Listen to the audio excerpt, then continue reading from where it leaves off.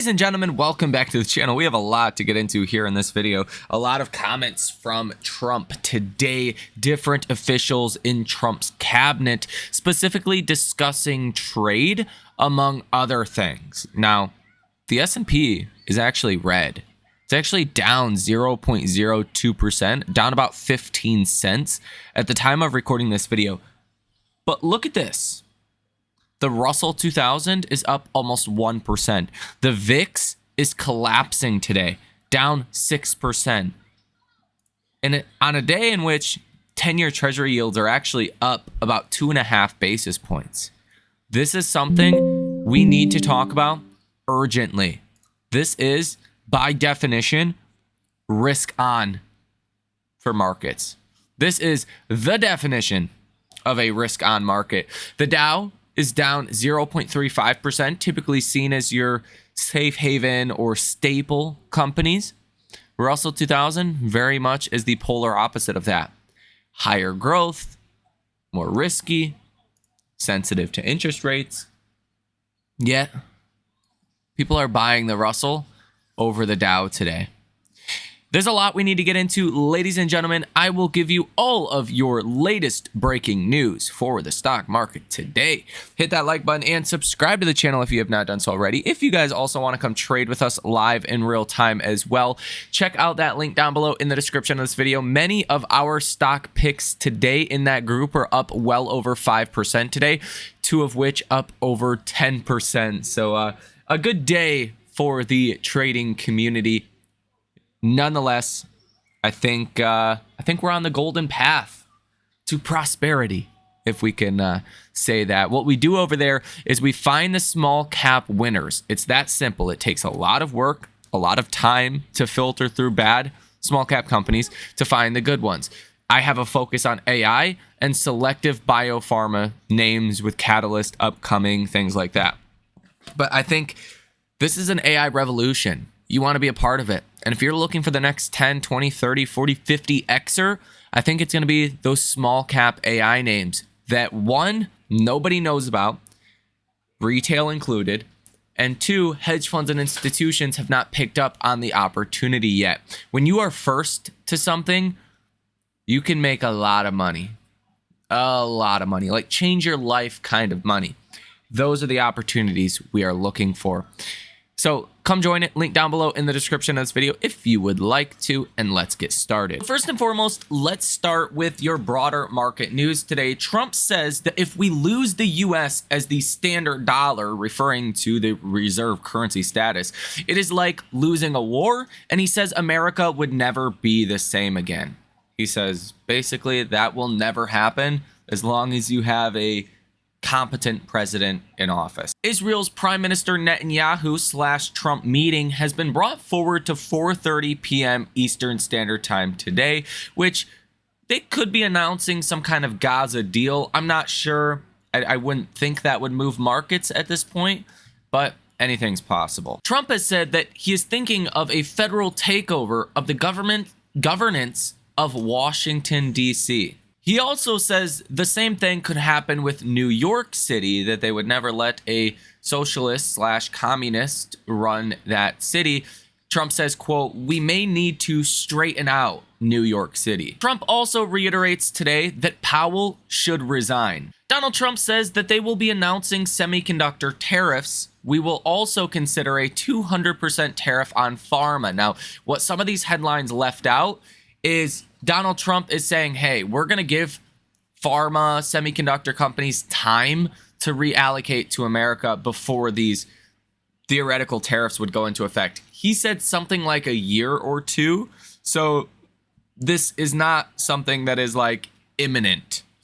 Okay. We may hear the headlines, which we did today, but it doesn't look like any kind of crazy high tariff on pharma or semiconductors is coming at least anytime soon. Donald Trump says today he thinks Elon Musk's new party will help him or help the Republicans. He says, quote, "I think Musk's political party will help us. Third parties have always been good for me." That could be potentially why Tesla's stock is going up today, again, around 2.5%, because Trump didn't exactly take a full-on attack on Elon Musk. He says, we really don't care about a third party, that it, if anything, could help Republicans.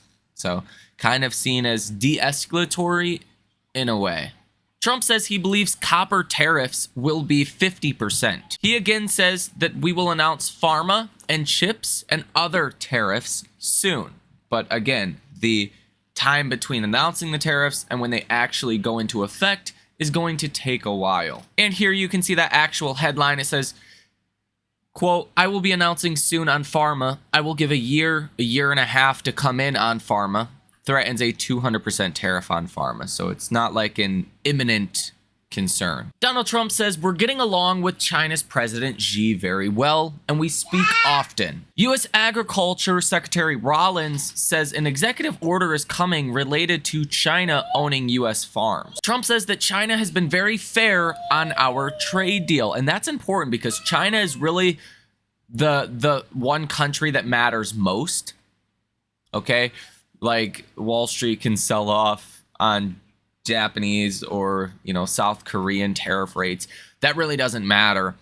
It's China. China caused the 20% crash, right? China always is the one that matters. And technically the deal is not signed between the US and China. So there can be changes. There can be, different things that are happening. But it sounds like we are very much moving in the right direction on China, and that the framework of the US-China trade deal is probably going to hold. Trump says we have had a very good relationship with China lately. Donald Trump says Congress should investigate Fed Chair Jerome Powell. Trump says that he is too late. He's always late, but he wasn't late with Biden before the election. He was cutting rates like crazy. Donald Trump says we're leading China a lot in AI. Trump says that wind is very expensive and bad for plains and valleys. Trump reiterates that he is allowing AI plants to become a utility. Donald Trump says he could go higher with tariffs, and that he could have been much harsher on trade. One of the negative headlines that hit today during this press conference with Trump says the EU has been speaking to us. EU is treating us very nicely. We're probably 2 days off from sending the EU a letter. Now, Trump kind of tried to explain this, and let me explain it because Trump didn't explain it very well. Trump was basically saying that, hey, we sent out these letters. That's what countries are going to have to pay if they do not negotiate. Okay? And some countries, they're so small or there's not a lot of trade that there's not really much to negotiate in the first place. But, Japan, South Korea, some of maybe other countries, Europe, if they get a letter, that's like the worst case scenario. Okay? If they want to negotiate, then it'll go lower, is basically what I got out of these comments. Donald Trump says that some letters are at a 60 or 70% rate.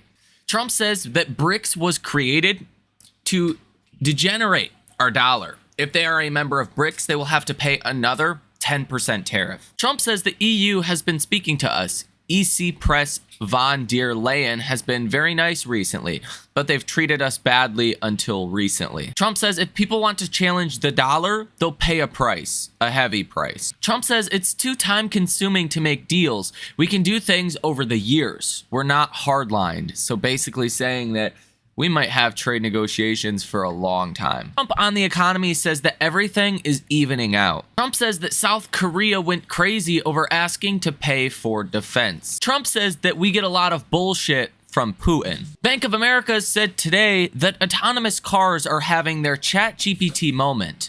Now, also in the news, U.S. Commerce Secretary Lutnick says, I expect 15 to 20 trade letters to go out over the next 2 days. Lutnick says if countries are good to us, they may get another rate. And Lutnick says the EU are indicating they will open markets. Trump has EU offers on his desk and is deciding how to play. The CNN Fear and Greed Index today is coming in at 76 in the low side of extreme greed. Market momentum is greed, stock price strength, extreme greed, stock price breadth, extreme greed, put and call options, extreme greed, market volatility is neutral, safe haven demand in greed, and junk bond demand in extreme greed.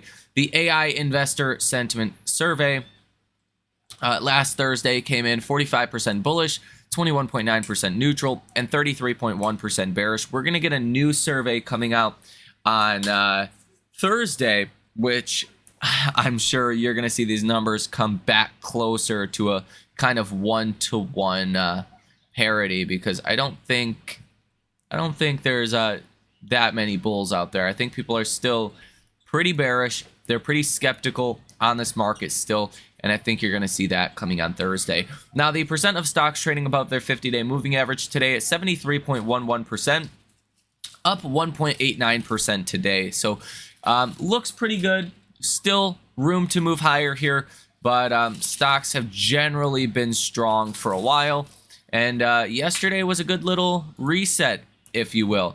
Now, look at what's happening if you just look at the broader markets, okay? The Dow is down 0.25%. Like I said, more safety areas not doing as well. Look at the Russell 2000, up 1% today. The VIX, that's the superstar, down 6.3%. The VIX, down 6.3%. That's wild. All of this happening at the same time, 10-year Treasury yields are up about 2.5 basis points. So there's just generally a risk on appetite in markets right now. Now, today we did have consumer inflation expectations that came in at 3% for June, which last month was at 3.2%, and the forecast was 3.2%. So inflation expectations are actually falling right now. That is great. Used car prices year over year came in at 6.3%. Month over month came in at 1.6%, a little bit on the hotter side. But consumer credit change today came in at, let's see, let's refresh that. Should be coming in here. It came in really good. It doesn't look like the numbers have actually updated, but better than forecasted from what I seen on the wire, although it's not updated here. So that's a great sign. Consumers continue to spend money. Now, honestly, the risk on appetite in markets today is impressive. I don't really think there's anything to point your finger to, more or less.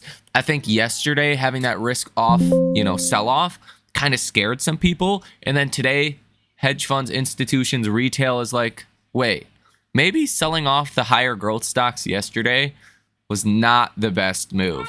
And then you kind of seen a flip-flop, the opposite of what you seen yesterday, where defensives kind of caught a bid and risk sold off. Now you're seeing risk getting bought and defensive, names selling off a bit. I actually think this is very healthy in this bull market. And we're really right on track.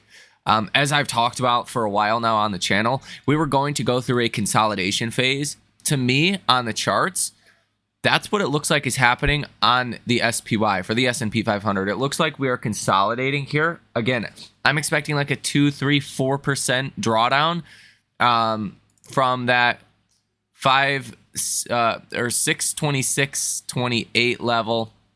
You're down about 0.89%. So you could fall further, right? A 2% drop would put you back down to roughly about 613.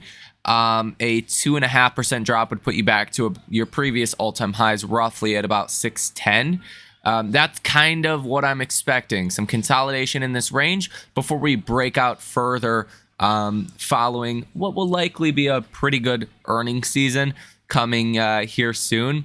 And getting the trade situation over with, getting trade deals done, and not worrying about that as much. So let me know your thoughts on all of this down below in the comment section. Hit that like button and subscribe to the channel if you have not done so already. If you guys, again, want to come trade with us live in real time, check out that link down below in the description of this video. Have a great rest of your day, and I will see you in the next one.